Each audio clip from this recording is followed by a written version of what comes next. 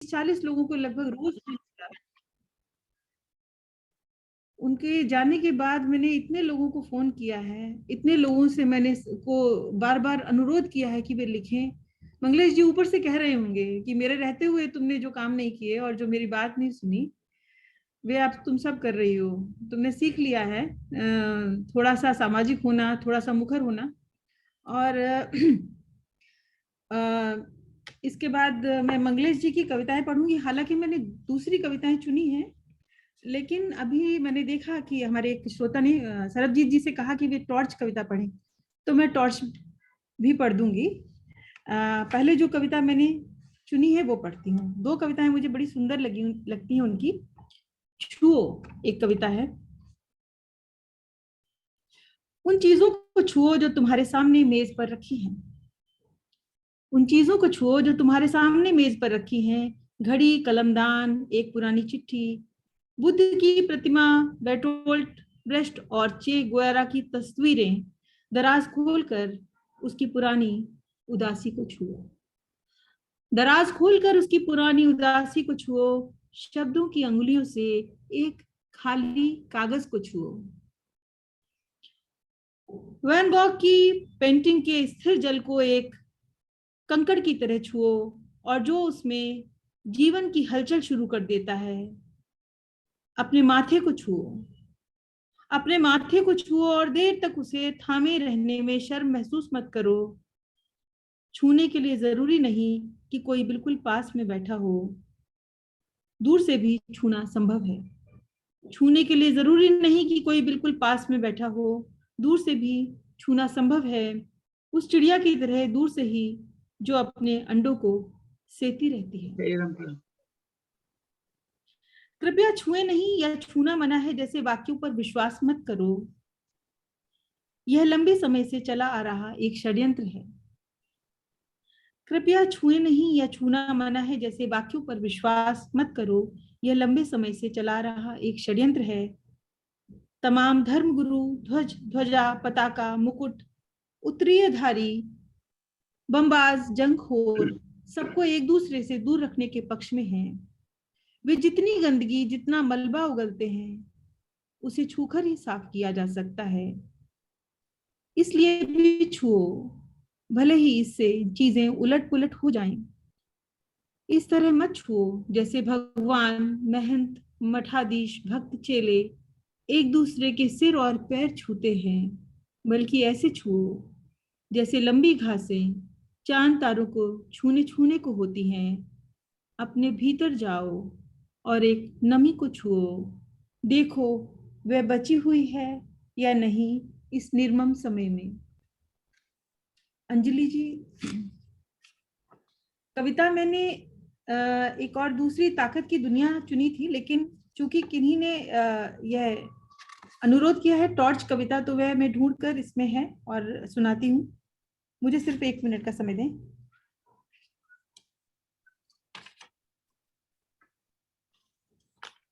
कविता है टॉर्च। मेरे बचपन के दिनों में एक बार मेरे पिता एक सुंदर सी टॉर्च लाए। मेरे बचपन के दिनों में एक बार मेरे पिता एक सुंदर सी टॉर्च लाए जिसके शीशे में खांचे बने हुए थे, जैसे आजकल कारों की हेडलाइट में होते हैं। हमारे इलाके में रोशनी की वह पहली मशीन थी। हमारे इलाके में रोशनी की वह पहली मशीन थी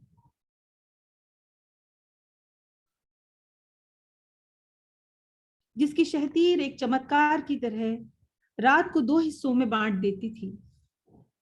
एक सुबह मेरी पड़ोस की एक दादी ने पिता से कहा, बेटा, इस मशीन से चूल्हा जलाने के लिए थोड़ी सी आग दे दो। पिता ने हंसकर कहा, चाची, इसमें आग नहीं होती, सिर्फ उजाला होता है। पिता ने हंसकर कहा, चाची, इसमें आग नहीं होती, सिर्फ उजाला होता है। इसे रात होने पर जलाते हैं और इससे पहाड़ के ऊबड़ खाबड़ रास्ते साफ दिखाई देते हैं। दादी ने कहा, उजाले में थोड़ी आग भी होती तो कितना अच्छा था। दादी ने कहा, उजाले में थोड़ी आग भी होती तो कितना अच्छा था। मुझे रात से ही सुबह का चूल्हा जलाने की फिक्र रहती है। पिता को कोई जवाब नहीं सूझा, वे खामोश रहे देर तक। इतने वर्ष बाद वे घटना, टॉर्च की वह रोशनी, आग मांगती दादी और पिता की खामोशी चली आती है हमारे वक्त की विडंबना में, कविता की तरह।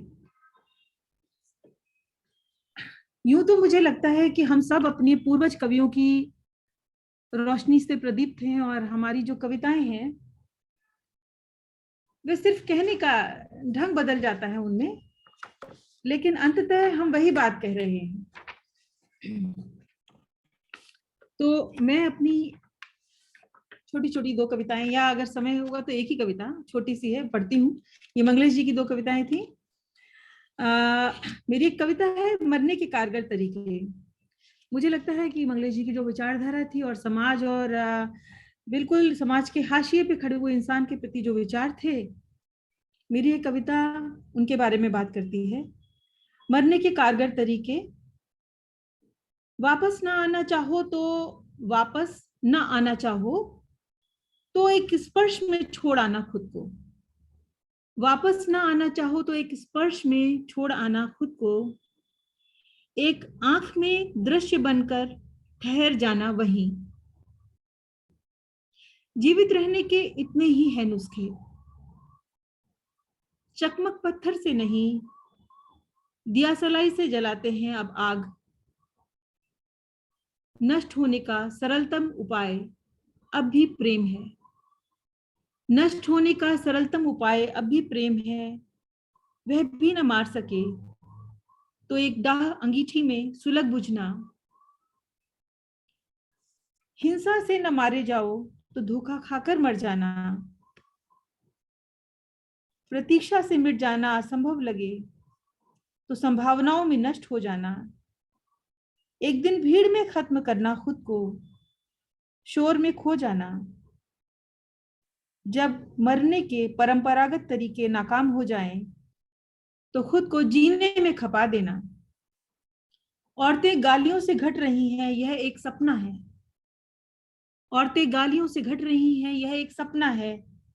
आदमी का अपने समय से घट जाना है दुस्वप्न। समय हो गया है, तो बस मैं यहीं पे अंत करती हूँ। और हमारे अगले कवि हैं अश्विनी कुमार जी, उनको मैं सादर यहाँ आमंत्रित करती हूँ। अश्विनी कुमार जी अंग्रेजी के सुविख्यात वरिष्ठ कवि लेखक हैं। वे Tata institute of social sciences में प्रोफेसर हैं। उनके दो प्रमुख कविता संग्रह हैं, माय ग्रैंडफादर्स इमेजिनरी टाइपराइटर और बनारस एंड द अदर। इसके अतिरिक्त हंगरी भाषा में उनकी प्रतिनिधि कविताओं का संकलन आर्किटेक्चर ऑफ अल्फाबेट्स के नाम से प्रकाशित हुआ है। वे लंदन स्कूल ऑफ इकोनॉमिक्स के विजिटिंग फेलो व उनके पत्र ग्लोबल सिविल सोसाइटी के संपादक भी हैं। वे इंडियन नॉवेल्स कलेक्टिव के सह संस्थापक भी हैं। और एक बात मैं खास तौर पे बता देना चाहती हूँ कि इंडियन नॉवेल्स कलेक्टिव जो कि अश्विनी कुमार जी और शिंजनी का ब्रेन चाइल्ड है, उसकी स्थापना में मंगलेश डबराल जी के विचारों की भी का भी बहुत सम्मिलन रहा है। तो यह बहुत महत्वपूर्ण चीज है, और मैंने खुद देखा है कि अश्विनी कुमार जी मंगलेश डबराल के कितने आत्मीय रहे। उनका मैं स्वागत करती हूँ, वे आकर अपना वक्तव्य और कविताएं यहाँ प्रस्तुत करें। सबसे पहले मैं अंजलि और अनुराधा का बड़ा शुक्रगुजार हूँ, तहे दिल से शुक्रगुजार हूँ। और मंगलेश मेरे जीवन के और मेरी कविताओं के बीच में आज भी हैं, कल भी हैं और हमेशा रहेंगे। अनुराधा जी, हम सभी अनुग्रहित हैं। मेरी आज की जो भाषा है, उस भाषा में भी मैं मंगलेश को ढूंढता रहता हूँ। मैं अक्सर ढूंढता रहता हूँ मंगलेश को। भावुक भी हूँ। भाभी जी यहाँ हैं, अलमा है, सरब हैं, बहुत करीब से हमने I've seen Manglesh very closely in different forms at different stages of my life. In the late 80s, when I was busy with progressive movements on the campus of Delhi University and JNU, I remembered Mangles as one of the lingering, lasting effects and influences on my approach to politics as well and the poetics. Kedar मेरे करीब रहे, बनारस मेरी कविता है जिसका पूरा अनुवाद मंगलेश ने इतनी सहजता और इतनी जनरोसिटी से किया है। मुझे नहीं लगता है कि आज कवियों के संसार में ऐसा कोई भी व्यक्ति होगा। इतनी बड़ी कविता का बनारस का अनुवाद करके उन्होंने फेसबुक पे भी लगाया। मेरी बहुत सारी कविताओं का अनुवाद करके उन्होंने बिना मुझसे पूछे, बिना मुझसे बताए हुए ऐसे वार्मथ, ऐसे ह्यूमनिज्म वाले और थाप देते थे मंगलेश। हम सबको मंगलेश से बहुत सीखने को मिला है और लगातार मैं उनके एब्सेंस में भी उनसे सीखता रहता हूँ। Indian novels collective is indebted to Mangles. Without Mangles, Kiran Nagarkar, it would not have been possible to reach the stage where we are today in terms of translation. Mangles ना केवल भाषा के और कविता के जादूगर रहे, बल्कि मैं तो कहता हूँ वो ट्रांसलेशन के शहंशाह हैं। दानिश हुसैन हमारे सामने हैं, वो अपनी नज़्मों में, अपने कामों में भी हम सब मंगलेश को ढूँढते रहे। तो मेरे लिए और मेरी कविताओं के लिए मैं हमेशा मंगलेश भाई को उन्हीं के शब्दों में एक दूसरा हाथ मानता हूँ। Hidden awareness of our metaphysical and metaphorical existence, both in poetry and life. No wonder only Manglesh could say this. My one hand often pushes some mountain, with my other hand I hold on to a piece of sky. तो इस आसमान को देखिए, मैं कोशिश करूँगा। मंगलेश की एक जी की एक बड़ी कविता है और भाभी जी हैं, वो जानती हैं और अलमा जानती हैं कि मंगलेश का एक ऐसा पहलू था, वो संगीतकार थे, संगीतकार थे और अगर वो गाते, तो गाने के भी संसार में वो एक महारथी ही होते। उनकी कविता है और कई शास्त्रीय रागों पर। अभी मैं पटना में था और वहाँ जब उद्घाटन कर रहा था नवांकुर म्यूजिक फेस्टिवल का, तो लोग मंगलेश को याद कर रहे थे कि मंगलेश को पटना आना था और इस फेस्टिवल में उनको साथ बताना था। तो मैं उनकी एक रचना है राग मारवा पे, मैं चाहता हूँ अपने दोस्तों को और ये मैं भाभी जी को समर्पित करता हूँ। ये मंगलेश जी की बड़ी प्रिय कविता है, उसे आप गौर से फरमाएं। राग मारवा आमिर खान और पन्नालाल घोष को सुनने की स्मृति है, मंगलेश स्मृति के जादूगर है। ऐसी कविता चलती है। बहुत दूर किसी जीवन से निकल कर आती है राग मारवा की आवाज, उसे आमिर खान गाते हैं अपने अकेलेपन में या पन्नालाल घोष बजाते हैं।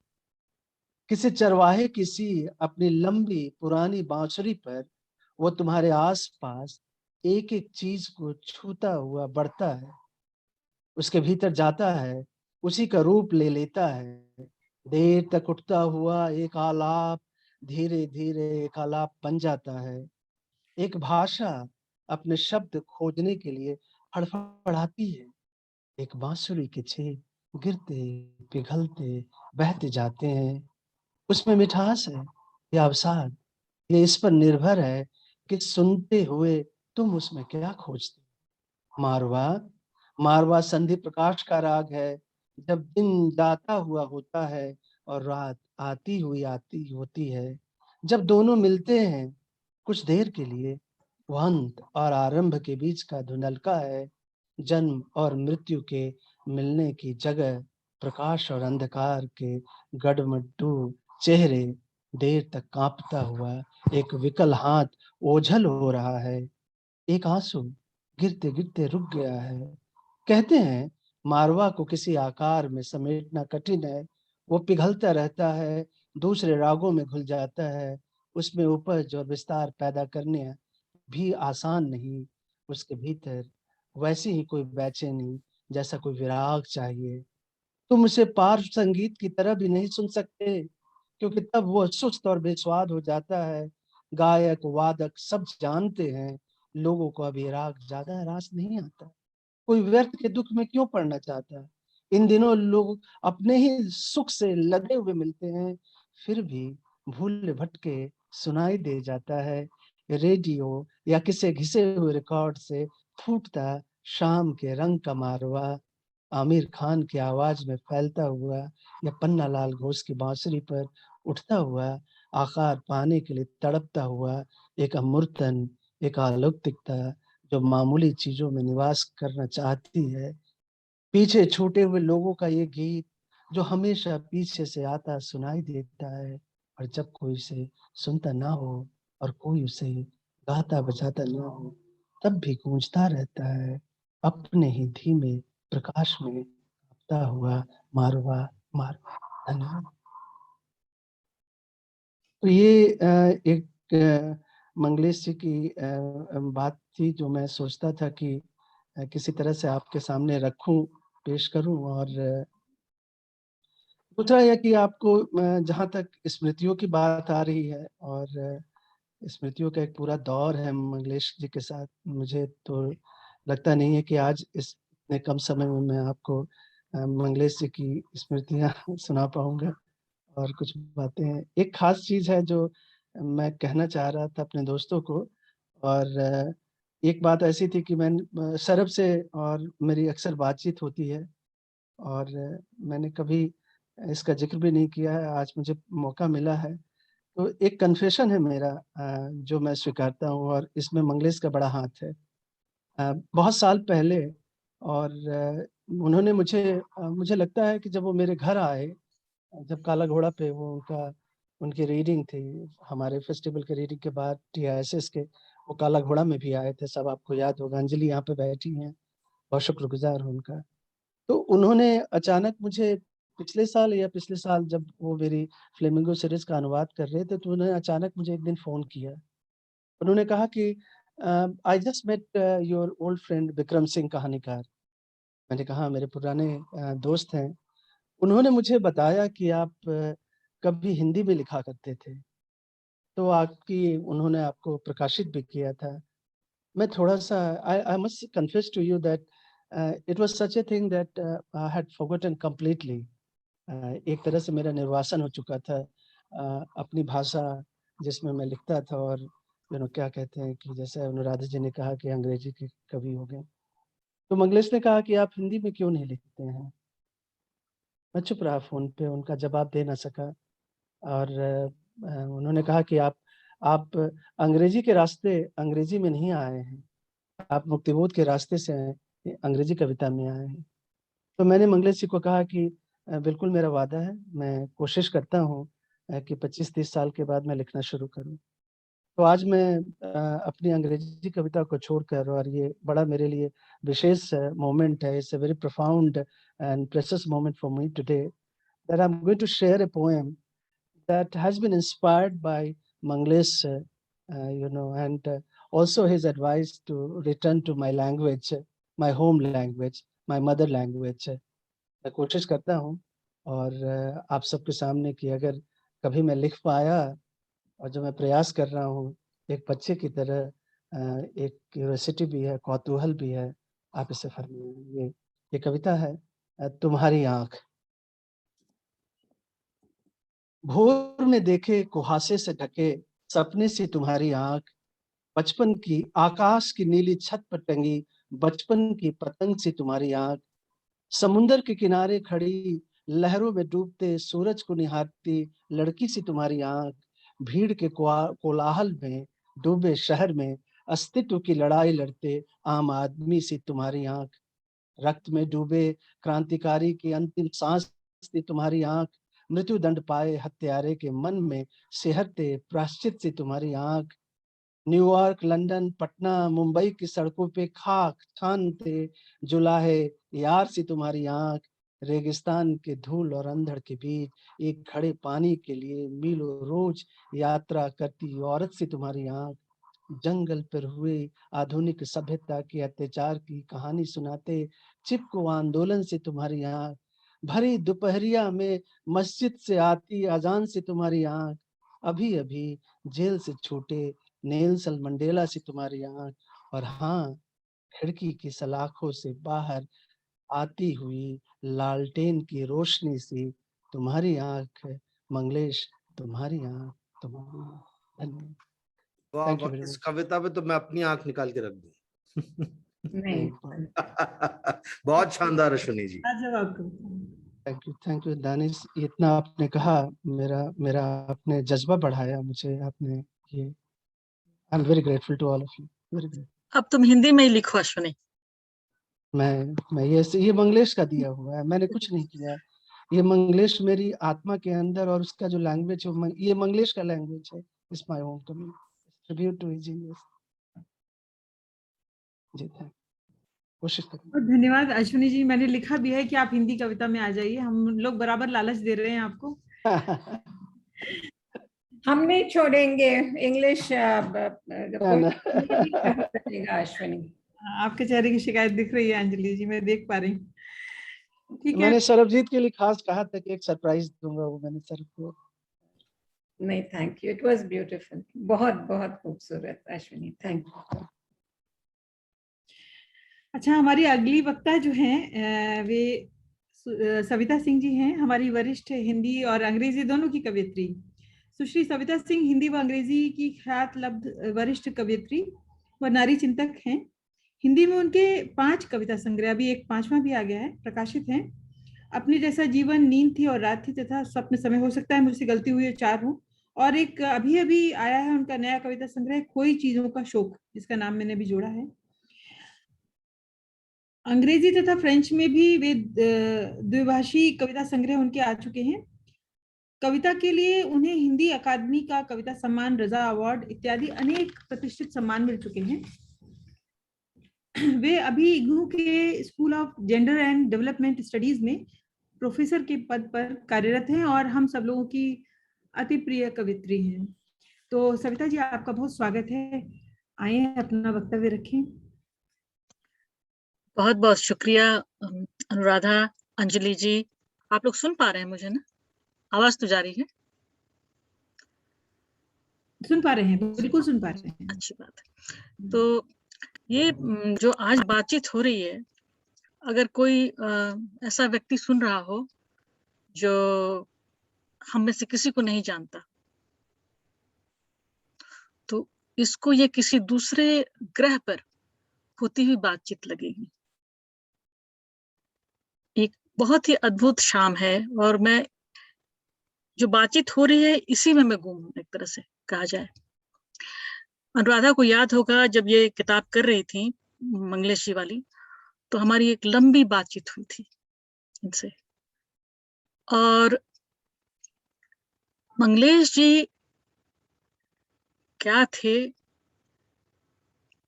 मंगलेश जी होने की कॉम्प्लेक्सिटी क्या है, इसको मैं बहुत ठीक से जानती हूँ। उनके अंधेरे को उतना ही जानती हूँ जितना उनके उजाले को जानती हूँ। और ये अंधेरे और उजाले से मिला हुआ मनुष्य का जो जीवन है, ये जीवन ही अपने आप में एक बहुत विशिष्ट चीज है।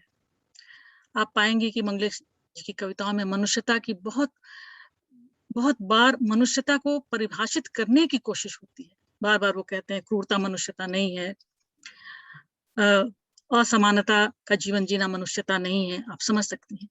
तो मैं आपको एक भेद खोलती हूँ, क्योंकि आप में से बहुतों को ये पता नहीं होगा कि मंगलेश जी, पंकज सिंह, त्रिनेत्र जोशी, अरुण आलोक धनवा, ये पूरा एक ग्रुप था जिसमें से ज्यादातर लोग अब जा चुके हैं, जो एक, जिसको कह सकते हैं कि एक कलेक्टिविटी थी। ये सब इंडिविजुअली पोएट्स नहीं थे, ये सब एक कलेक्टिव पोएट थे। एक तरह से सोचना, एक तरह के सरोकार रखना, एक तरह की चीजों से अपने को दूर रखना, ये लोग कम्युनिस्ट लोग थे। अभी तो मैं बहुत विस्तार में इन लोगों के जीवन के बारे में लिख रही हूँ। मैंने तो मंगलेश जी को पंकज जी के ही जरिए जाना, क्योंकि पंकज जी और मंगलेश जी एक समय था जब बहुत घनिष्ठ मित्रता थी उन लोगों में। बाद में चल के फिर वो अपना अपना जीवन जीने लगे, लेकिन एक समय था जब वो एक कम्यून, कवियों का एक कम्यून था एक तरह से, जिसके वो सब हिस्सा थे। उसमें वीरेंद्र डंगवाल भी थे। और तो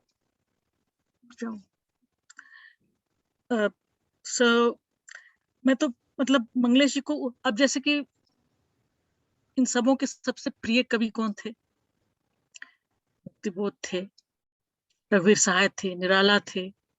तो इन लोगों की पूरी एक सोचने की, जीने की पद्धति थी। दूसरी बात मैं ये कहूं कि सब ये इनमें से जितने भी कवि थे, ये सब कविता के अलावा संगीत को प्रेम करते थे। मंगलेश जी के बारे में तो किसी ने कहा भी, और मैं भी कह सकती हूँ कि वो अगर कविता न लिखते तो वो एक संगीतकार होते और बहुत अच्छे। इसमें कुछ लोग चित्रकार भी थे। तो कविता की ये दुनिया सिर्फ भाषा की दुनिया नहीं है, एक बहुत ही गहरी सेंसिबिलिटी, मनुष्य होने की जो चेतना है, उसके ये सब कवि थे। और मंगलेश जी के बारे में चूंकि आज बात हो रही है, मंगलेश जी के जाने से मैं इतनी हतप्रभ और स्टन्ड हो गई, क्योंकि मैंने नहीं उम्मीद की थी कि वो चले जाएंगे। हम अभी तो बहुत सारी बातें मैं बता ही नहीं सकती हूँ यहाँ पर, अभी बातचीत में मैं लिख ही रही हूँ, वो भी सब सामने आएगा। पंकज जी पर एक सीरीज 8 या 9 वॉल्यूम की राइटिंग्स का मैंने एडिट की है, और उसका एक जो है वो संस्मरणों पर है। तो उसमें मंगलेश डबराल के बारे में मैं लिखने जा रही हूँ। मेरे लिए मंगलेश डबराल मेरी कविताओं को जिस बारीकी से वो देखते थे और जितना मुझे चौकन्ना रहने के लिए वो आदेश देते रहते थे, यह सहज कोई बात नहीं थी। was deeply interested not in poets but in poetry. He knew actually what poetry is. ये सीखने वाली बात नहीं थी कि वो आगे सीख रहे हैं और ये करें, भले प्रोजेक्ट्स हो रहे होंगे उनके, बट ही ऑलरेडी न्यू कि कविता क्या चीज है, भाषा से उसका क्या संबंध है, मनुष्यता से उसका क्या रिश्ता है। ही न्यू इट ऑल। इसीलिए आप पाओगे कि एक छोटा एक भी सेंटेंस अगर सिर्फ आप उनका देख लो, बाकी 10 पंक्तियां छोड़ के सिर्फ एक उनका सेंटेंस देख लो, उसमें भी कविता है। और कविता में समय की पहचान, मनुष्यता की पहचान नहीं, समय को पहचानना, अंधेरे उजाले को पहचानना, हरितिमा, वनस्पति, जीव जंतु, मतलब पूरा समग्रता में। कविता कभी भी इकहरी होकर के नहीं रहना चाहती, कविता ज्यादा से ज्यादा सामूहिकता मांगती है, और वो ये कर पा रहे थे। इसीलिए वो इतनी अच्छे ढंग से सबसे रिलेट कर पाते थे। मेरी पहली किताब अपने जैसा जीवन का ब्लर्ब उन्होंने लिखा, मंगा कर खुद सैकड़ों कविताओं में से कविताएं छांटी। मतलब he was committed to poetry, basically यही मैं कह सकती हूँ आज। दूसरी बात कि वो अपने लोकेल को जानते थे, अपने पहाड़ को जानते थे, और पहाड़ से भले वो चले आए नीचे लुढ़क कर एक पत्थर की तरह, जैसे उनकी एक कविता में है, उन्होंने पहाड़ को कभी नहीं छोड़ा, वो पहाड़ इनके साथ ही आया। और आप फोक पोइट्री हो या जो भी जीवन हो, मेहनत का स्त्री हो, सब वहीं की स्त्रियां थी जिनके बारे में वो लिख रहे थे। ये भी समझने की चीज, अगर कोई मंगलेश डबराल को समझना चाहे। वहां पर जो कविता अभी पढ़ी गई, तो ये सच्ची बात है कि गांव में रहने वाली स्त्रियां जब कोई तस्वीर खींचने, कोई फोटोग्राफर आता है या कोई तस्वीर खींची जाती है, तो वो इस कदर से अपने को गुम पाती है, क्योंकि वो तो गुम कर दी गई है पितृसत्ता के जरिए, कि फोटो खिंचाना भी सहज बात नहीं है उसके लिए। उस वक्त वो जान करके छुपना चाहती है, यानी कि सेंसिबिलिटी को समझना, ये मंगलेश डबराल थी। और बहुत पढ़े लिखे थे, मतलब स्व अध्ययन, पढ़े लिखे डिग्री के सेंस में नहीं, खूब पढ़ते थे खुद, और गहनता से पढ़ते थे, नोट्स लेते थे, अपने आप को शिक्षित करते रहते थे, अपने आप को जैसे कि और मनुष्य बना रहे हैं। तो ये सब चीजें मिलकर के उनको एक अद्भुत कवि निश्चित तौर पर ये चीजें बनाती थी। जहां तक स्त्री को आत्मसात करने की बात हुई, तो यहाँ पे जो मैंने कहा कि अपने पहाड़ों की स्त्रियों को वो जानते थे। मेरे साथ बाद में उनकी बहुत बहसें होने लगी, मुझसे बाद में वो असहमत होने लगे और मैं भी असहमत होने लगी, और पब्लिकली ये सब चीजें होने लगी। लेकिन इसको कोई नहीं डाउट कर सकता कि वो न्यायप्रिय थे, और ये जो न्यायप्रियता है, ये हमेशा भरोसा दिलाते थे कि किसी न किसी दिन मंगलेश जी मेरी बात को समझेंगे, और इसी भरोसे के साथ मैं उनसे हमेशा बातचीत भी करती रहती थी। वो कितना जानते थे हिस्ट्री के बारे में, वो मैं जानती हूँ कितना जानते थे। और जितना जानते थे उतने भर के लिए मैं आज उनको एक ट्रिब्यूट पेश करना चाहती हूँ, उनकी स्त्रियां कविता पढ़कर। स्त्रियां। आधी क्रूरता और आधी कामुकता की सजी धजी दुनिया में जहां मासूमियत का एक छोटा सा घेरा खींच दिया गया है, देखो एक स्त्री को एक पुरुष से प्रेम करते हुए। उसका चेहरा बताता है कि वह कितने लंबे समय से करती आ रही है प्रेम। यह उसके पीछे पीछे चलती है, उसके चारों ओर बार बार लिपटती है। वह उसे सौंपना चाहती है सर्वस्व। उसके कान में कहती है कोई मर्म की बात, जबकि पुरुष सिर्फ अभिनय कर रहा है। सबसे अच्छे कपड़े पहन हाथ में एक फूल लिए हुए वह उसे फुसलाकर एक कगार तक ले जाता है। एकाएक उसके पैसे छीनता है और उसे नदी में धकेल कर भाग जाता है। लेकिन वह फिर से कगार पर आ खड़ी है, पानी से उबर कर आई हुई, समूची सुंदर और निष्कलुष। एक आंख से हंसती है, एक से रोती।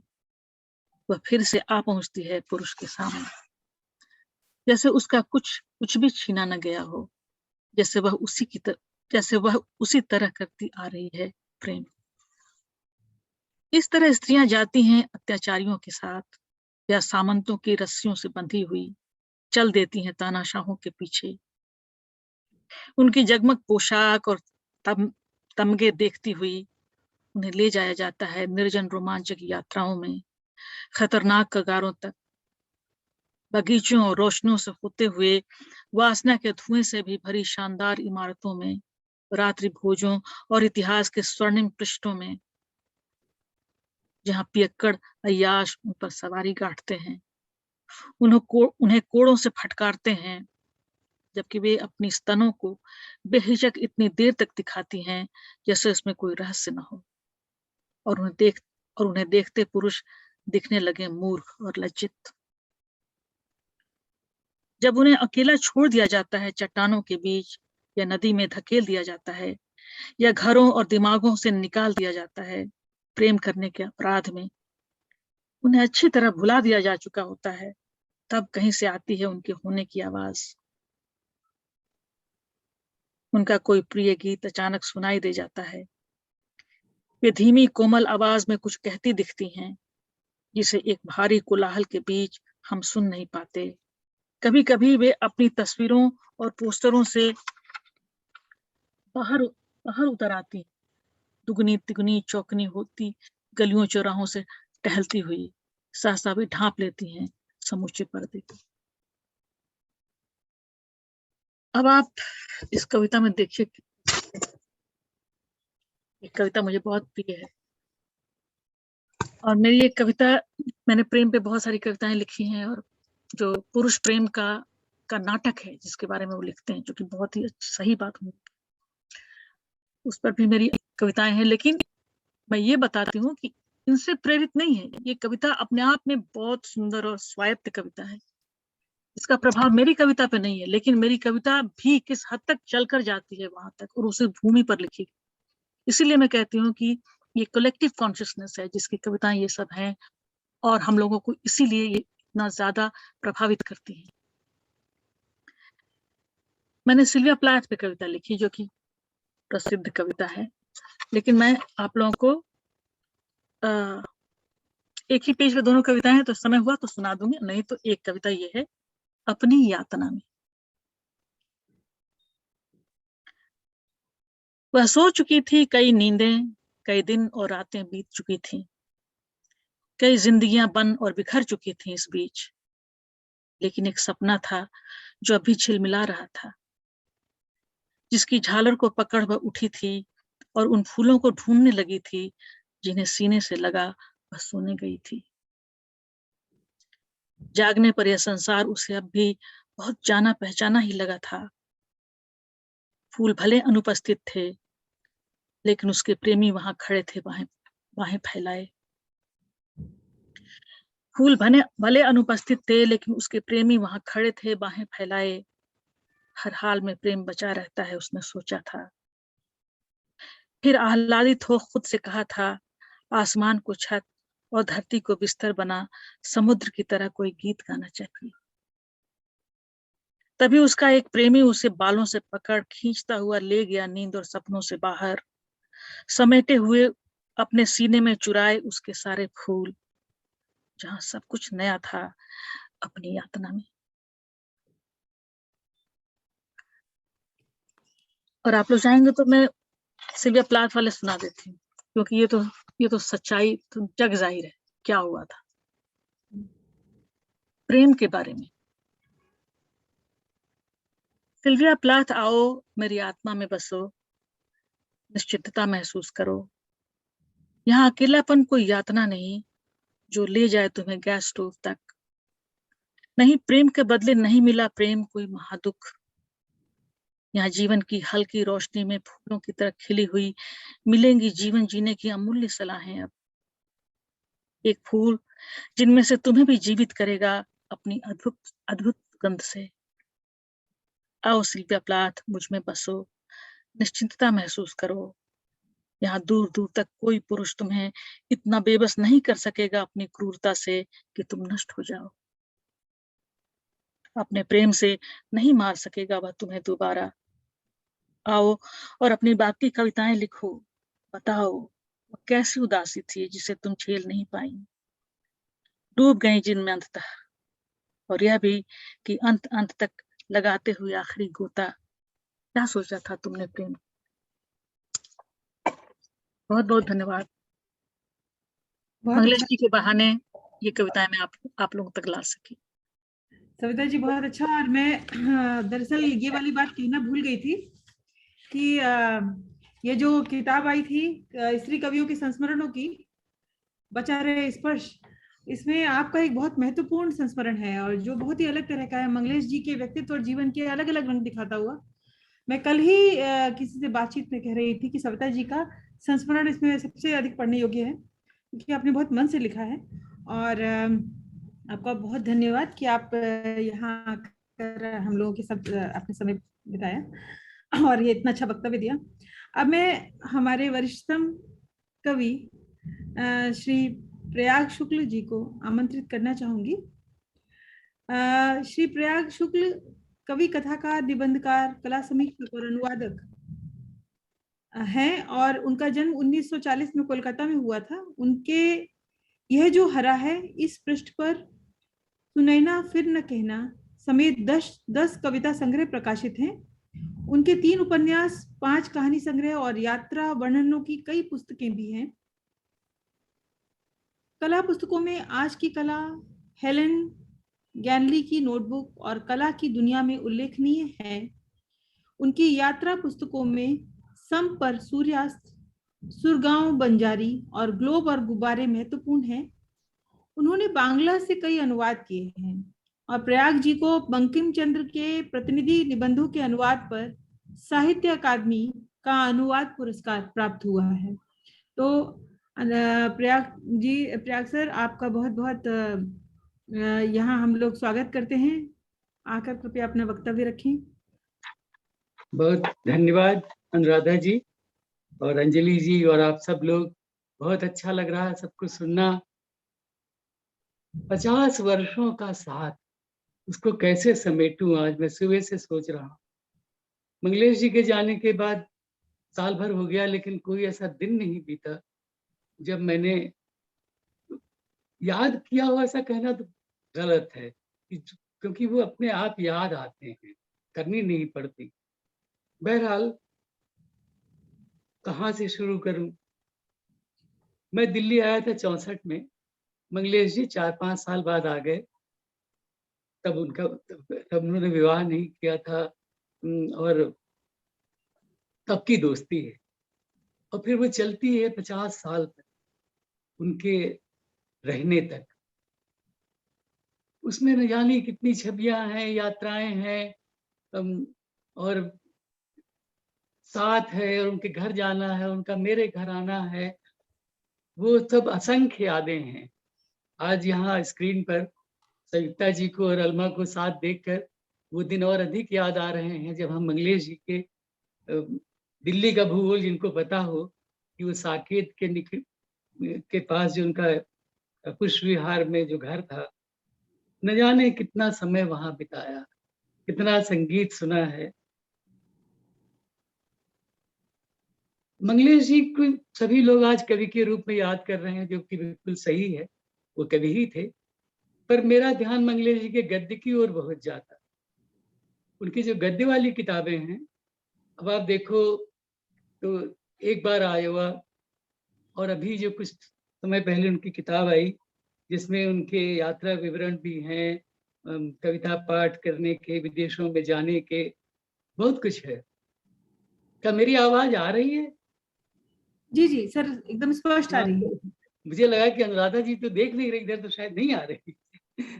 बहरहाल, तो अब ये हुआ ये था कि जब मैं आयोवा इंटरनेशनल राइटिंग प्रोग्राम के लिए गया, उसके बाद मंगलेश जी गए।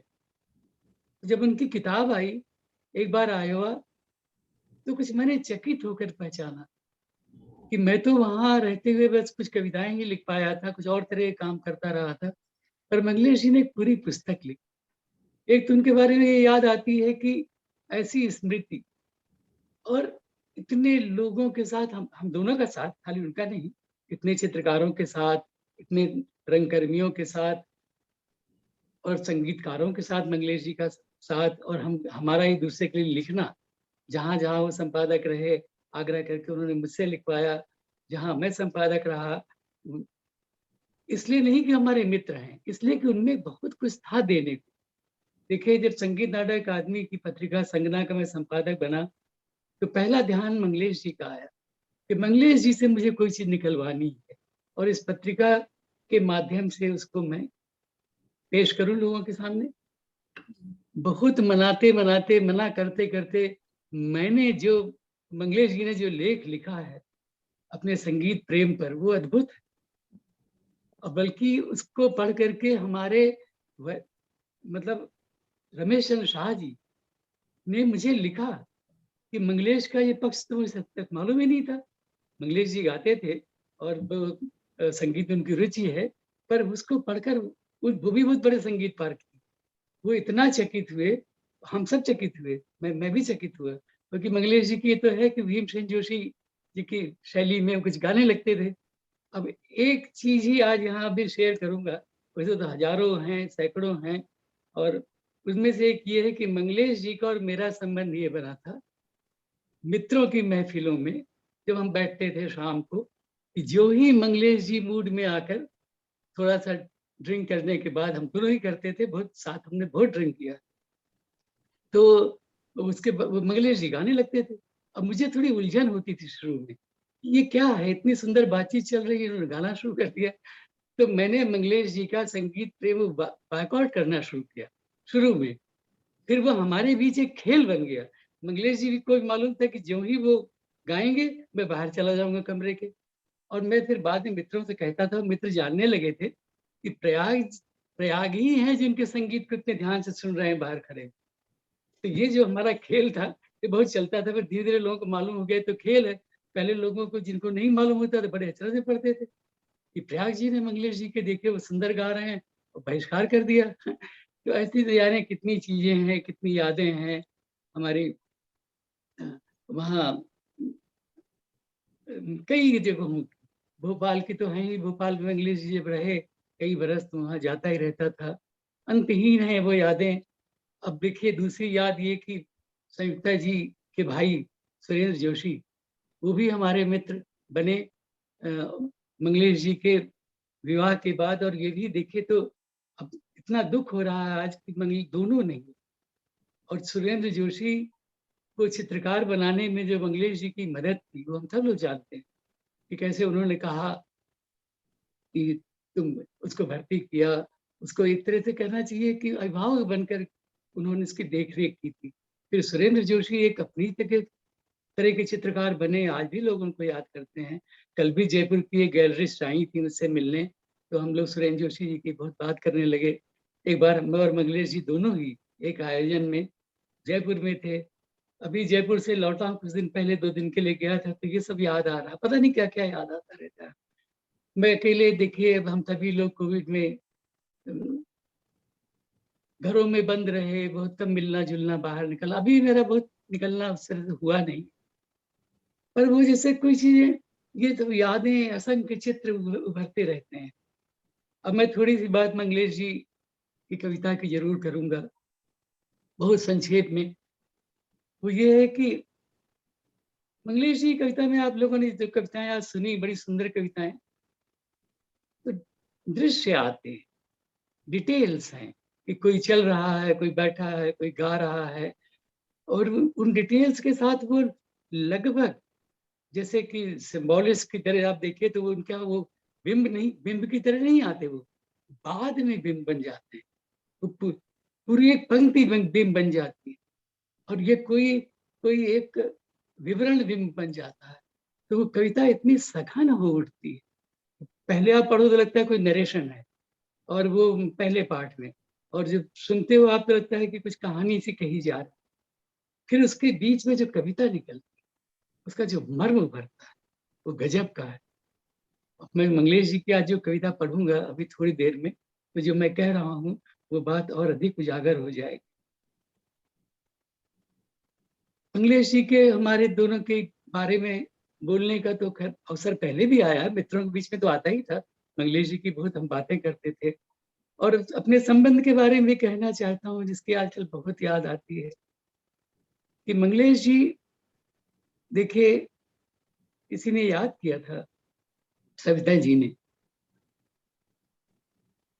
असद जैदी, मंगलेश डबराल, आलोक धनवा, विश्व नागर, गिरधर राठी, ये एक पीढ़ी है। मैं इससे थोड़ा पहले का हूँ, और इन सबका मैं बहुत गहरा मित्र बना। तो मंगलेश जी का जो मेरा सुंदर संबंध वो ये था कि मैं उनकी पीढ़ी का नहीं, उनका दोस्त हूँ।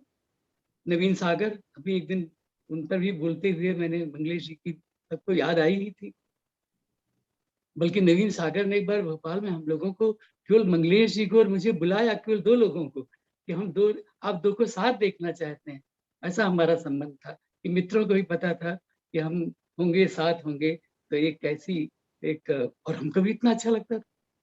मंगलेश जी के साथ होते ही मैं समझिए ऐसा हो जाता था मन में कि जो मित्रों के साथ होता है, पर उनके साथ बहुत ज्यादा था कि अब कोई चिंता नहीं, हम कहीं बैठे हैं, रात को लौटना है तो कैसे लौटेंगे। मंगलेश जी वहां होते थे, मुझे कभी चिंता नहीं होती कि हम किसी बस से लौटेंगे, हम शायद टैक्सी करेंगे, वो हमको छोड़ देंगे या मैं उनको छोड़ दूंगा, मतलब बिल्कुल निश्चिंत हो जाता था मंगलेश जी के साथ होने से।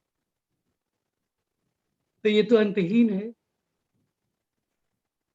उन्होंने, मैंने उनके संग्रह घर का रास्ता कब्र लिखा, और मंगलेश जी ने मेरे कहानी संग्रह कब्र लिखा, ये संबंध भी था। हमारे संबंध बहुत गहरे हैं, उनके कई आयाम थे। आज सब में जाने का समय नहीं है, पर आपने अवसर दिया उनको याद करने का। मेरे पास, मैंने अलमा को बताया था, मैंने लिखना शुरू किया तो मेरे पास 6 पन्ने अभी भी लिखे पड़े हैं, पर उसके बाद होता यह था कि मेरी आंखों में मतलब जल तैर आता था, तो मैं उसको रोक देता था। अब फिर कभी उठाऊंगा और लिखूंगा, पूरा करूंगा, कभी न कभी तो होगा वो, हो तो बहुत अच्छा है। अब मैं उनकी एक कविता पढ़ता हूँ और बाद में फिर अपनी एक कविता पढ़ता हूँ। कविता आप जानते हो, मैं पहले ही भी बता चुका हूँ, कम से कम पैनलिस्ट को तो बता ही चुका हूँ। ये माँ का नमस्कार, जो मेरी बहुत प्रिय कविताओं में है। जब माँ की काफी उम्र हो गई तो वह सभी मेहमानों को नमस्कार किया करती, जैसे वह एक बच्ची हो और बाकी लोग उससे बड़े। वह हर एक से कहती, बैठो कुछ खाओ। ज्यादातर लोग उसका दिल रखने के लिए खाने की कोई चीज लेकर उसके पास कुछ देर बैठ जाते। माँ खुश होकर उनकी तरफ देखती और जाते हुए भी उन्हें नमस्कार करती। हालांकि वह उम्र में सभी लोगों से बड़ी थी। वह धरती को भी नमस्कार करती, कभी अकेले में भी। आखिर में जब मृत्यु आई तो उसने उसे भी नमस्कार किया होगा और अपना जीवन उसे देते हुए कहा होगा, बैठो कुछ खाओ। क्या सुंदर कविता है। और अब मैं अपनी कविता पढ़ता हूँ। ये कुछ विचित्र सा संयोग है कि आज रघुवीर सहाय जी का जन्मदिन है और मंगलेश जी की पुण्यतिथि है। तो मैंने जो कविता चुनी है वो मेरी एक कविता है जो मंगलेश जी ने तो खैर बहुत बार सुनी थी, उनको पसंद भी थी, और व्यंजन पकाने की विधियां। और ये कविता रघुवीर सहाय की स्मृति को समर्पित है, मतलब इसी रूप में प्रकाशित हुई है। बाकायदे उस पर रघुवीर जी का नाम है कि रघुवीर सहाय की स्मृति को समर्पित। अब रघुवीर जी भी मंगलेश जी को कितना प्रेम करते थे हम जानते हैं। हम लोगों का जो मैंने कहा ना कि कई स्तरों का संबंध था, कई तरह का। और उसमें जनसत्ता दफ्तर में वो थे और मैं नवहारा टाइम्स में तब था, दिनमान बंद छोड़कर वहां आ चुका था, मिलना जुलना होता रहता था। मैं कविता पढ़ता हूँ, अपनी कविता व्यंजन पकाने की विधियां। व्यंजन पकाने की विधियां कई हैं, व्यंजन भी कई हैं, स्वाद भी कई हैं ढेरों व्यंजनों के, पर व्यंजन विधियों को चकमा दे तब कैसे स्वाद को मधुर तिक्त करते हैं, यही चमत्कार है। हाथों का जस वह तो होता है, उससे भी बड़ी चीज लेकिन वह मन है जो व्यंजन पकाता, वह अदृश्य रहता है। स्वाद जो आता है जीभ पर, जान वह कैसे पर लेता है, किस मन से व्यंजन पकाया गया, सामग्री वह तो होनी होगी, सामग्री बिन व्यंजन यह तो सुना नहीं, हाँ वह भी कैसे जुटाई गई ये महत्वपूर्ण है, अंत तब यही होगा स्वाद का कैसे जुटाए गए, सामग्री मन व्यंजन विधियां। आप सबको बहुत धन्यवाद और नमस्कार। बहुत धन्यवाद सर, आपका विशेष आभार, क्योंकि आज आप हमें जैसा पता है कि प्रेस क्लब में आमंत्रित थे मंगलेश जी के ऊपर आधारित कार्यक्रम के लिए, लेकिन आपने इस कार्यक्रम के बारे में सुनते ही अपना वह कार्यक्रम रद्द कर दिया। जी आज के लिए मैं खास तौर पे कहना चाहूंगी कि जैसे प्रयाग सर ने एक बहुत महत्वपूर्ण प्रेस क्लब का ये कार्यक्रम सिर्फ एक फोन कॉल पे रद्द किया और यहाँ आना तय किया, इसके लिए हम लोग हृदय से इतने आभारी है कि मतलब उन चीजों को शब्दों में बहुत व्यक्त नहीं किया जा सकता। और जैसे उन्होंने पूरा कार्यक्रम सुना और जिस तरह से उन्होंने बिल्कुल ही अलग तरह के संस्मरण अपने सुनाए, वह अद्भुत है। ऐसे ही शरदजीत गर्चा जी का आज टिकट था यात्रा का, वह उन्होंने कैंसिल किया इस चीज के लिए।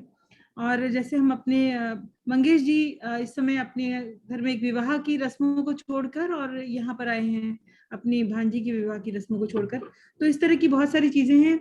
हमारे अगले वक्ता दानिश हुसैन जी हैं और मैं अंजलि पुरोहित जी को चाहूंगी कि वे उनके बारे में काफी कुछ बताएं, क्योंकि मुझे तो विकिपीडिया मैं उन्हें जानती हूँ लेकिन चूंकि उनका औपचारिक परिचय मेरे पास नहीं है तो उसके लिए विकिपीडिया देख रही थी। जब प्रयाग सर ने कहा कि आप सुन नहीं रही है, मैं सुनती भी जा रही थी और देखती भी जा रही थी, ये था। मैं दानिश हुसैन सर का परिचय ढूंढ रही थी पढ़ने के लिए यहाँ पर, हालांकि वे किसी परिचय के मोहताज नहीं है। उनके लिए ये विकिपीडिया कहता है Danish Hussain is an actor, poet, story teller and a theater director. He started his career in theater with Barry John and went on to work with directors like Habib Tanveer Rajinder Nath, M.S. Sathyu, M.K. Raina, Sunil Shanbag, Sabina Mehta, Jetli and Nasiruddin Shah. तो बाकी मुझे लगता है कि अंजलि पुरोहित जी और बताएंगे और हम तो इस समय सबसे अधिक उत्सुक हैं दानिश हुसैन जी को सुनने के लिए। आपका बहुत बहुत स्वागत है सर, आइए और हम लोगों को लाभान्वित कीजिए अपनी बातों से। मैं और कुछ परिचय दूं? नहीं अंजलि, कोई परिचय देने की नहीं, सुने भाई कहानियों के शहंशाह आए हैं। वही तो शायरों के कहती हूँ, शहंशाह आए लोग हैं, मुझे गाली शायरों के देंगे, मैं शहंशाह यहाँ आए हैं, पे आपका शायरों के परिचय शहंशाह नहीं आए नहीं, हैं। Thank you so much. हुआ वेलकम। ये कि मुझे तो इस कार्यक्रम के बारे में कुछ खास इल्म नहीं था। मैंने तो अंजलि पुरोहित के इंस्टाग्राम वॉल पे और अश्वनी के इंस्टाग्राम वॉल पे नोटिफिकेशन देखा कि कल जो है मंगलेश साहब को याद किया जाएगा एक खास प्रोग्राम में। और मंगलेश साहब के साथ अब मैं आप लोग मुझसे बेहतर जानते हैं, आप लोगों का साथ ज्यादा रहा है, तो मैंने उनके जाने के उनके गुजरने के बाद एक कविता लिखी जो हमारी आखिरी मुलाकात के बारे में है। तो मैं बिल्कुल जिसे कहते हैं बेचैन हो गया ये नोटिफिकेशन पढ़ के, और मैंने बहुत ही बेतकल्लुफी के साथ जो है अंजलि को कहा कि भाई मेरे पास तो एक कविता है आखिरी मुलाकात की। तो अंजलि ने भी आला ज़र्फी दिखाई और बगैर किसी हिचक के सीधे उन्होंने कहा कि आप कल के प्रोग्राम में शामिल हो जाएं। तो मैंने कहा भाई इतने बड़े बड़े कवि लोग यहाँ पे आ रहे हैं तो वहाँ पे हम जैसों को कौन घास डालेगा, लेकिन हमें कहीं दर्जा कहीं धीरे से स्लिप इन कर देना, आखिर में इधर उधर कहीं एक आध सुना देंगे।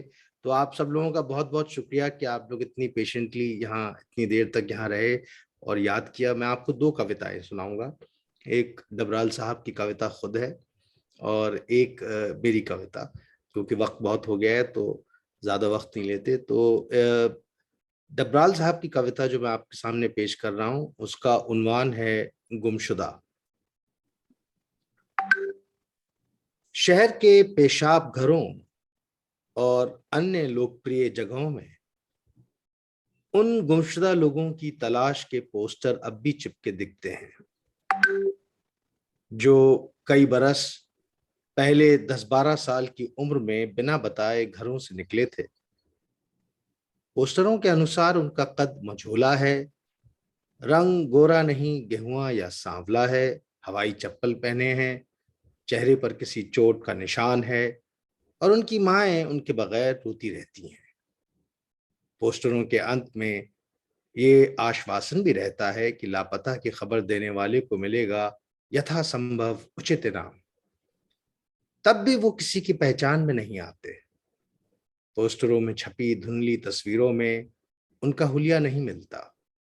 उनकी शुरुआती उदासी पर अब तकलीफें झेलने की ताब है। शहर के मौसम के हिसाब से बदलते हुए शहर के मौसम के हिसाब से बदलते गए हैं उनके चेहरे। कम खाते, कम सोते, कम बोलते, लगातार अपने पते बदलते, सरल और कठिन दिनों को एक जैसा बिताते। अब वो एक दूसरी ही दुनिया में है, कुछ कुतूहल के साथ अपनी गुमशुदगी के पोस्टर देखते हुए जिन्हें उनके माता पिता जब तक छपवाते रहते हैं, जिनमें अब भी 10 या 12 लिखी होती है उनकी उम्र। धन्यवाद, थैंक यू सो मच। और मैं अब आपको अपनी कविता सुनाता हूं जो मैंने, ये कविता क्योंकि आप सब मंगलेश जी के इतने करीब थे, ये कविता खुद आपको सब समझा देगी, मुझे कुछ कहने की जरूरत नहीं है इसके बारे में। ये आखिरी मुलाकात थी मेरी और उनकी मैक्समुलर भवन यहाँ अपना बम्बई में जो है वहाँ पे एक पोइट्री फेस्टिवल हुआ था तकरीबन आज से 4-5 साल पहले। उसमें अलग अलग जबान के मराठी, हिंदी, उर्दू, अंग्रेजी पोइट्स आए थे जिसमें मैं भी इनवाइटेड था, मंगलेश जी भी थे। और ये मैक्समुलर भवन काला घोड़ा पे जो है वहाँ हमारी आखिरी मुलाकात थी। तो इस कविता का उन्वान है कश भर कविता। अनगिनत अनजानी ख्वाहिशों दुखों के पत्थरों से जड़े उस काला घोड़ा के फुटपाथ पर मैक्समुलर भवन की सीढ़ियों के ठीक नीचे उन्होंने सिगरेट जलाकर एक कविता भर कश भरा। मैं भी मुग्ध हो नीचे उतर उनके करीब आ चला। क्या आप भी लेंगे? मैंने मुस्कुराते सर हिलाया। नहीं नहीं, मैं पीता नहीं। ओह माफी कि मैंने गुस्ताखी की। मैंने हंस के कहा, हाँ अगर आप अपनी कविता पेश कीजिए तो मैं जरूर पी जाऊं। वो खिलखिला के हंस पड़े, लजाते सर हिलाते बोल पड़े, आप भी। मैंने कहा, नहीं नहीं, सच कही। सभ्यता की डोर में बंधे एक गिरह खोल उसकी तुरंत बोले, मुझे भी आपका काम पसंद है। मैं समझ ना पाया ये तारीफ किसकी थी, मेरी अदाकारी की या मेरी शायरी की। मेरी शायरी तो माशाअल्लाह, पर हाँ, अदाकारी पर कभी कभी नजर चुराकर खुद की ही पीठ थपथपा लेता हूँ। मैंने सोचा ये भ्रम भ्रम ही रहे तो बेहतर है, भलाई यही सर हिलाकर शुक्रिया कहते। मैंने कहा, बड़प्पन है आपका। वो चश्मा नीचे कर गंभीरता भरे बोले, नहीं नहीं, सच कही। और फिर किसी मोतियों की टूटती लड़ी की तरह खिलखिला के हंस पड़े। शब्दहीन मैं उनके प्रफुल्लित मुख को देखता रहा। क्या खूब वो शायर जिसकी खामोशी कविता की तरह उगे, जिसकी हंसी नज्म अंदोज दिल में धूप की तरह खिले।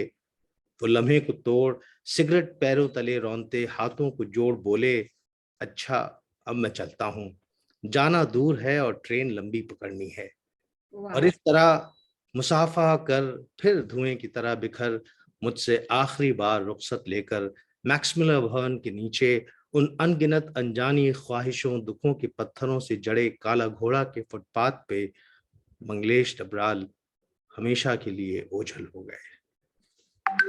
क्या बात है दानिश भाई, बहुत क्या बात है दानिश भाई। या थैंक यू, थैंक यू। बहुत सुंदर। बहुत खूब दानिश, बहुत बहुत अद्भुत अद्भुत वंडरफुल इमेजरी। अद्भुत। Thank you. बस ये वो ऐसी मुलाकात थी, मतलब उससे पहले भी मैं उनसे कई बार मिल चुका था। बेचारे बड़े खामोशी से आके जो हैं वो जब भी मैं कभी दास्तान या कोई सुना रहा होता था तो वो अगर उस शहर में मौजूद होते थे तो मेरी परफॉर्मेंस देखने जरूर आते थे और खामोशी से झोला लेके किसी पीछे की कुर्सी पर आके बैठ जाते थे। और जब परफॉर्मेंस खत्म होती थी तो नजर चुरा के भागना चाहते थे और मैं उनको पकड़ लिया करता था। महेश जी, आप बगैर बताए नहीं जाएंगे, आपको प्रोग्राम कैसा लगा? तो कहते थे, अरे आपकी तारीफ क्या करनी, हम तो अद्भुत हैं, आप तो वो मतलब आप सब मुझसे बेहतर जानते हैं। वो हमेशा सामने वाले को उससे बेहतर बताते थे जिससे कि वो और बेहतर बन जाए।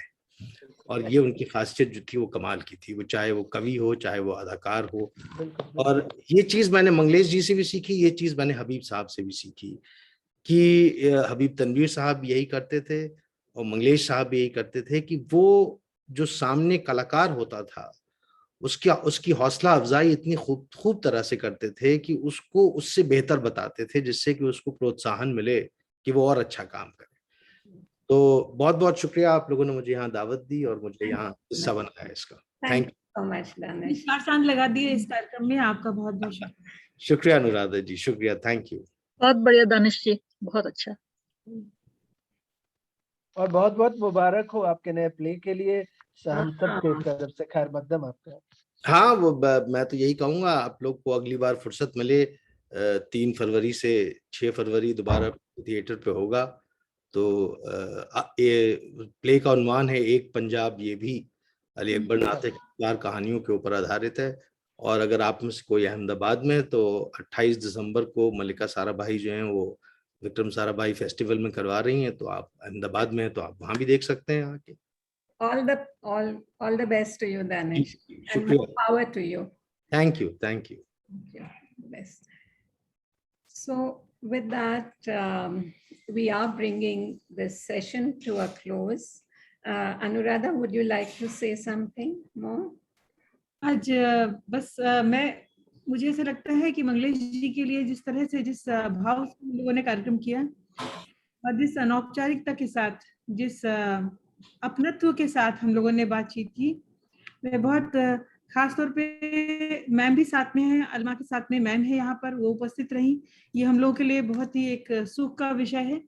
वे लगातार सुनती रही और उनकी उपस्थिति हम लोगों के लिए बहुत संबल की और बहुत सुख की बात थी। मैं सभी लोगों के जितने भी यहाँ पर कवि उपस्थित हैं, आप लोगों की बहुत आभारी हूँ कि आप लोगों ने सिर्फ एक फोन कॉल पर और इतने अच्छी तरह से इस कार्यक्रम को सुचारू रूप से चलने में हमारी मदद करी। मेरा आभार। और बाकी अंजलि जी कहेंगे। जी, thank you so much, Anuradha. धन्यवाद। You've played a big part today, and I want to thank. I will not try to speak in Hindi in front of all of you because I am totally a Bombaya Hindi, and it won't do today. So I will speak in English. But thank you so much, all of you, with so much love and so much as a family. In fact, we have come together today, not as poets, not as performers or writers or anything. And that is the love we held for Manglesh ji. And I think all of you have so beautifully paid tributes to him, and he will live on. He has passed away last year, but he will live on, not only in our memories, but also having inspired us in so many ways, his poetry, his whole being, the way he was, and the way he thought about society, about politics. That is something that we will keep alive for him. That is a pledge. And thank you so much. I'm not...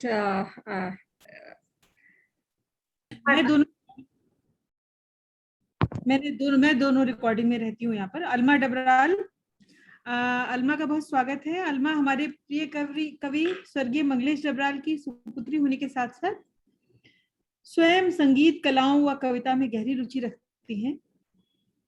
उनकी शिक्षा दीक्षा दिल्ली विश्वविद्यालय के Miranda house से हुई है तथा वे अभी Pearson education नामक बहुराष्ट्रीय अकादमिक प्रकाशन संस्थान के प्रोजेक्ट मैनेजमेंट विभाग में प्रबंधक के पद पर कार्यरत हैं। अलमा का बहुत स्वागत। और यहाँ अलमा की माँ भी उपस्थित हैं, स्वर्गीय मंगलेश डबराल जी की पत्नी, तो उन दोनों का बहुत स्वागत। अलमा प्लीज कृपया अपनी बात यहाँ कर रखिए। Thank you so much for the introduction. Introduce करने के लिए, और I'm very overwhelmed today because इतने बड़े लोग हैं यहाँ पर और मैं कुछ बोल नहीं पाऊंगी बिल्कुल, बट मैं कुछ पापा की मेरी जो फेवरेट पोएम्स है वो मैं पढ़ना चाहूंगी for the channel. I'll just start reading. So एक मेरी फेवरेट कविता है पापा की, जो है कुछ देर के लिए। ये कविता है हम जो देखते हैं बुक से, और ये 1992 में लिखी गई थी।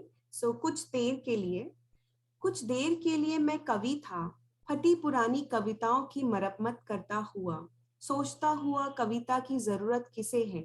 कुछ देर पिता था अपने बच्चों के लिए, ज्यादा सरल शब्दों की खोज करता हुआ, कभी अपने पिता की नकल था, कभी सिर्फ अपने पुरखों की परछाई। कुछ देर नौकर था सतर्क सहमा हुआ, बची रहे रोजी रोटी कहता हुआ।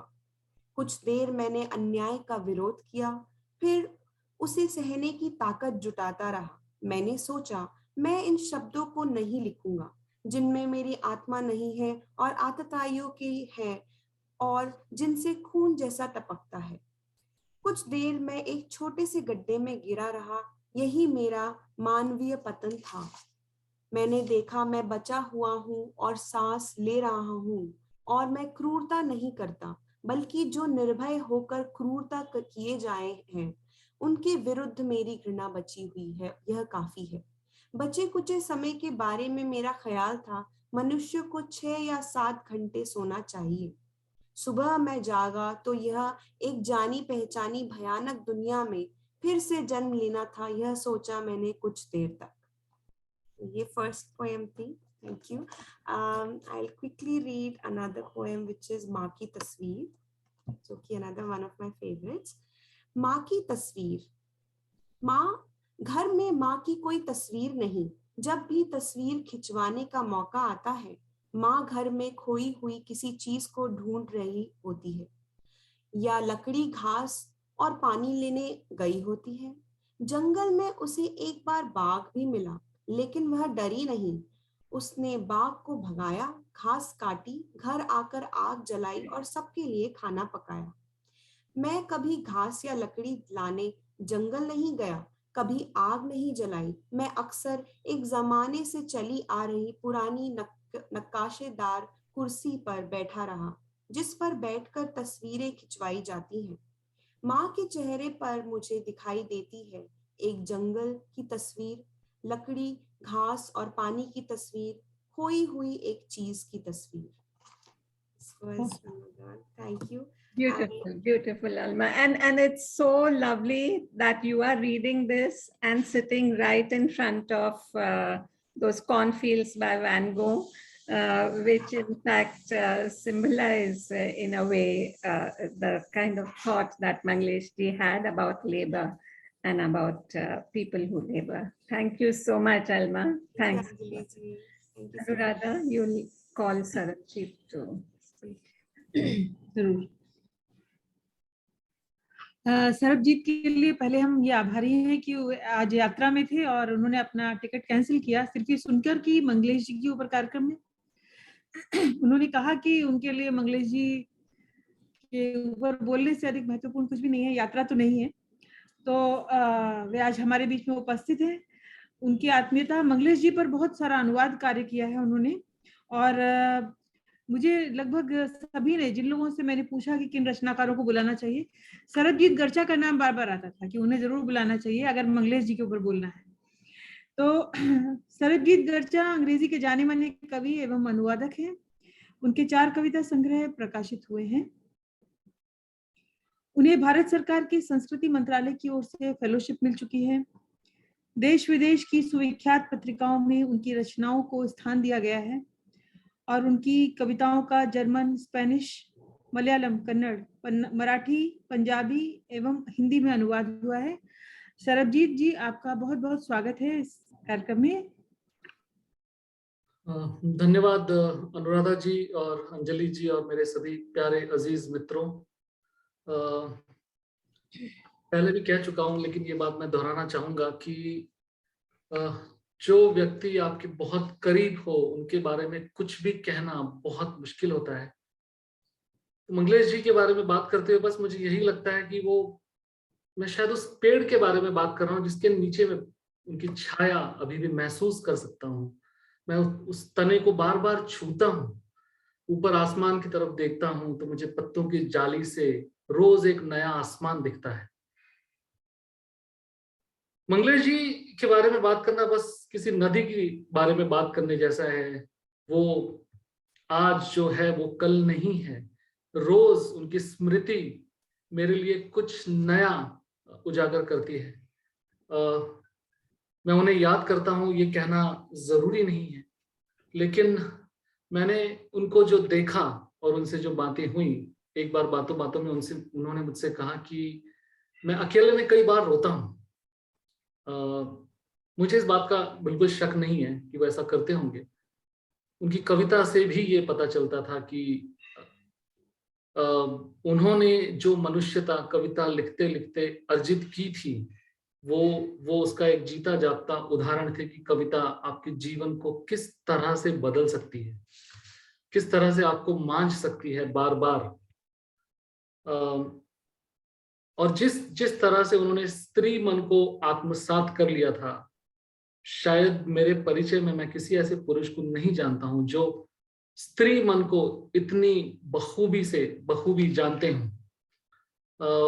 इस कविता से उस बात की थोड़ी सी झलक मिलती है। ये उनकी प्रिय कविता थी और उनकी पहली किताब से है। ये ऐसी कविता है जो कविता ना पढ़ने वाले लोगों को भी ये इतनी भाती है कि एकदम से कनेक्ट हो जाते हैं इस कविता के साथ। उदाहरण दे रहा हूं अपने छोटे भाई का, जिसका कविता से कोई लेना देना नहीं है। उसने जब ये कविता पढ़ी तो उसे पता चला कि कविता ऐसी भी हो सकती है। प्रेम करती स्त्री, प्रेम करती स्त्री देखती है एक सपना रोज, जागने पर सोचती है क्या था वो, निकालने बैठती है अर्थ। दिखती हैं उसे आम फहम चीजें, कोई रेतीली जगह, लगातार बहता नल, उसका घर बिखरा हुआ। देखती है कुछ जो दिखलाई नहीं पड़ता कई बार देखने के बाद। प्रेम करती स्त्री यकीन नहीं करती किसी का, कंघा गिरा देती है, दर्पण में नहीं देखती खुद को, सोचती है मैं ऐसे ही हूं ठीक। उसकी सहेलियां एक एक कर उसे छोड़कर चली जाती हैं, धूप उसके पास आए बिना निकल जाती है, हवा उसके बाल बिखराए बिना बहती है, उसके खाए बिना हो जाता है खाना खत्म। प्रेम करती स्त्री ठगी जाती है रोज, उसे पता नहीं चलता बाहर क्या हो रहा है, कौन ठग रहा है, कौन है खलनायक। पता नहीं चलता कहां से शुरू हुई कहानी। दुनिया को समझती है वो गोद में बैठा हुआ बच्चा, निकल जाती है अकेली सड़क पर, देखती है कितना बड़ा फैला शहर, सोचती है मैं रह लूंगी यहां कहीं। मंगलेश जी की कविता और उनके मन में जो उजाला था, उनके मन में एक नमी, उनके मन में, उनके कमरे में, उनके दिल में बहती एक लालटेन की रोशनी से प्रेरित ये छोटी सी कविता है, अंतहीन। जानना मुश्किल है कि कितना छोटा रहा होगा वो कमरा जिसमें लेट सकता था सिर्फ एक ही आदमी उस रात, जब वो शहर बारिश में डूबने की कगार पर था। ये जानना मुश्किल नहीं कि दरवाजे पर दस्तक का मतलब क्या था। दरवाजा खुला और थोड़ी ही देर में कमरे में बस इतनी सी जगह बची कि 2 लोग ही बैठ सकते थे। बाहर लिख रही थी बारिश अपनी अंतहीन कहानी। फिर एक और दस्तक। अब वहां 3 थे खड़े, कंधे से कंधा मिलाकर, उस दीवार की तरफ मुंह किए हुए जिसके बाहर सड़क थी। कहानी में जिक्र नहीं है किसी खिड़की का जिसमें से बाहर की रोशनी अंदर आ रही थी, ना ही कोई उल्लेख है छत से लटकते हुए बल्ब का या किसी ढिबरी का। कहानी ये भी नहीं कहती कि तीसरी दस्तक ने चौथे आदमी की आमद के बारे में कुछ बताया था। अगर मदद मांगने कोई आया होता तो हम जानते हैं कि क्या हुआ होता। दरवाजा खोलने वाला पहला आदमी बाहर चला गया होता ताकि भीतर के 2 आदमी खड़े खड़े सो सकें। उसने नए आगंतुक को देहरी पार करके अंदर जाने दिया होता, उस कमरे में जिसे सो रहे 2 आदमियों ने अपनी खुली आंखों से उसारा था। एक इतना चौड़ा कमरा कि जिसकी छत के नीचे सारा शहर सो रहा था, जब बारिश लिख रही थी अपनी अंतहीन कहानी। एक छोटी सी कविता और जो भाई बहन के प्रेम पर आधारित है। कवियों में, जिन कवियों को मैं निजी तौर पर जानता हूं, उनमें मनुष्य प्रेम को समझने वाले मंगलेश जी मेरे लिए सबसे बड़े हैं। कविता अंग्रेजी में है, फुल्का।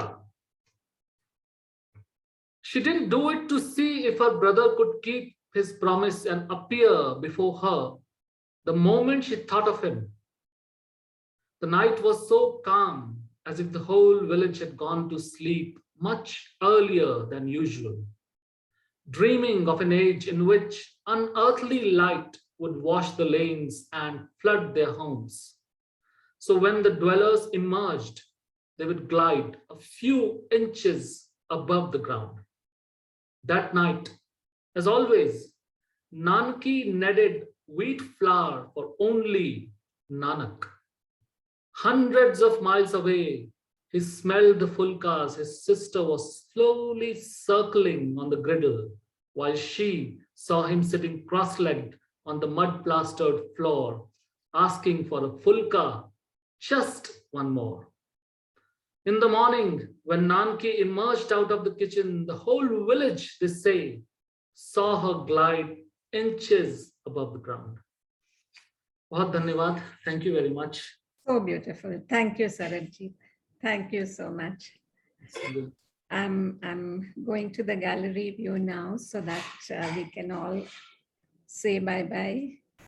And Thank you so much, everyone, for staying till the end. And Thank you a very great much. thanks to all the poets who took part. We are eternally grateful, really, because at such short notice in the month of December, which is the literary and cultural season, writers are more busy than corporate giants. And and in spite of that, all of you took time to come here. I cannot thank you enough. I hope we meet again. It is not only that we would have a gathering like this to remember Manglesh Ji. I'm sure we can have it several times during the year, and it will still not be enough. Thank you, Alma, for being here with us. Our respects to you. And what else can if anyone wants? No, we should Thank thank you, you. Anjali. Thank you. We should thank Anjali. We should thank Anjali. Our Exactly. lifeline in Mumbai. Our lifeline. In Mumbai. No. Absolutely. Yeah. She had this there is a terrific seesaw thing. and there is Anjali. There is a seesaw cappuccino adda. If they are not there, we are Always not there there. for you, and it is Nahi, always nahi, there you're there. because of you. Thanks Thank a you. lot. I Anjali, say Thank you so much. thank you, Anuradha, for hosting this so beautifully. Thank you so much. Thank you, Anuradha. Anjali जी मैंने 2 साल में बहुत live shows किए हैं, लेकिन मुझे आज बहुत अच्छा लगा. मुझे ऐसा लगा कि जैसे लाइव लग ही नहीं रहा था, लग रहा है हम किसी आयोजन में हैं. और मैं अश्विनी जी से कह रही थी कि मैं तड़प we are together remembering Manglesh. Live हुई, उसमें जो एंजाइटी होती थी और जो प्रिपरेशन, और आज मुझे ऐसा लग रहा है कि हम सच में मिले हैं, जैसे काला घोड़ा में मिले थे, या मैंने सचमुच कविता पाठ किया है.